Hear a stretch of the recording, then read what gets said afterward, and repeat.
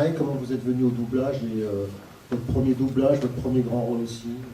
Alors, premier doublage, donc moi j'avais rencontré Georges sur un X-Files, j'étais allé le voir, il m'avait fait passer un essai.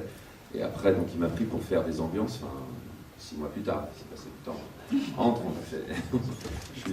J'ai assisté pas mal, voilà, et puis il m'a fait faire une ambiance. Et c'était, je me rappelle, un match de baseball. Enfin, c'était un film sur le baseball, quoi. C'était les films comme font souvent les Américains. Et on doublait à Megaleup, à Aubervilliers. Il y avait beaucoup de monde, on était nombreux. Et il y avait un rôle pas vraiment distribué, parce qu'il pensait le donner à quelqu'un, mais qui était juste dans la scène d'avant, donc il ne pouvait pas le prendre. Et donc il m'a demandé à moi de le faire, mais c'était quelqu'un de 55 ans, moi j'en avais 25 à l'époque. Bon, j'ai changé ma voix, j'ai fait le truc, il a trouvé ça très bien.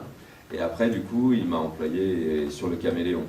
Sur la série Le Caméléon, il m'a pris pour faire plein de petits rôles, et puis du coup j'ai eu un rôle récurrent dessus, parce que j'ai fait Angelo, et puis après, voilà, c'est comme ça que j'ai fait toute une saison d'apprentissage et de confirmation, en fait, parce que je venais un peu tous les jours d'enregistrement, et comme ça je pouvais faire plein de petits rôles avec les rôles principaux, et puis rencontrer du monde, quoi, et apprendre. Et après, il me gardait pour la dernière journée d'ambiance aussi, le petit rôle, donc c'était ça.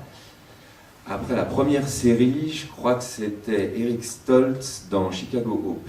Je ne sais plus quelle saison, je crois que c'était la 4e, cette saison avec Catherine Dolan. Et puis très vite après, il y a eu Dark Angel. Voilà, toujours avec Georges. Et voilà, et après, il y a eu... Enfin oui, ça a commencé comme ça.